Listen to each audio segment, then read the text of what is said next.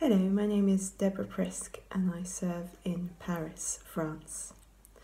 We have been in lockdown in France since Tuesday the 17th of March, so we're now in our 6th week of lockdown today as I speak, which is the 24th of April.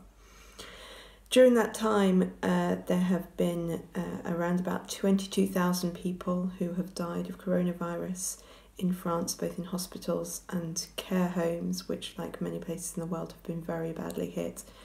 And Paris, where I live, is one of the worst, if not the worst, affected region in the whole of France. Things seem to be getting slightly better. The numbers of people admitted to hospital each day and the number of people in ICU are decreasing daily. So things do seem to be going in the right direction with the lockdown. For us, given that we're about a week ahead of the UK, we've probably seen some things that the UK hasn't yet seen. And a particular challenge for church, I would say at this time, is the length of the lockdown and keeping people connected. So I feel that there were people who were very connected to begin with, and it's just harder to keep in touch with all of those people for the length of the lockdown.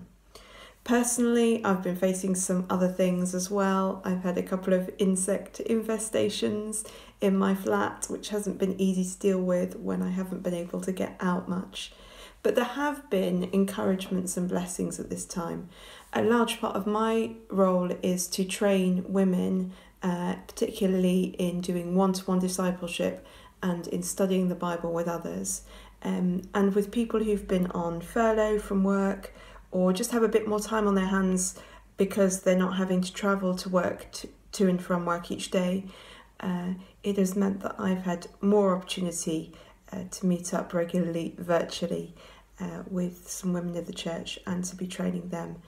So it has been a fruitful time of ministry for me. In terms of us openings for the gospel, I haven't seen that great an opening amongst my friends who aren't believers. I kind of would have expected more actually, and that saddens me.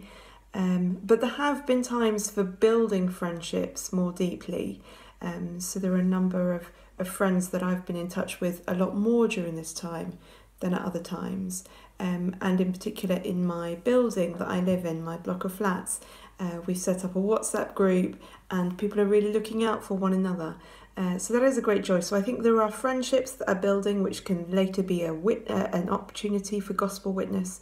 But at the moment I've been saddened by the fact that people don't seem to be looking to the wider questions, the deeper questions at this time, but just very much dealing with how do I get through this.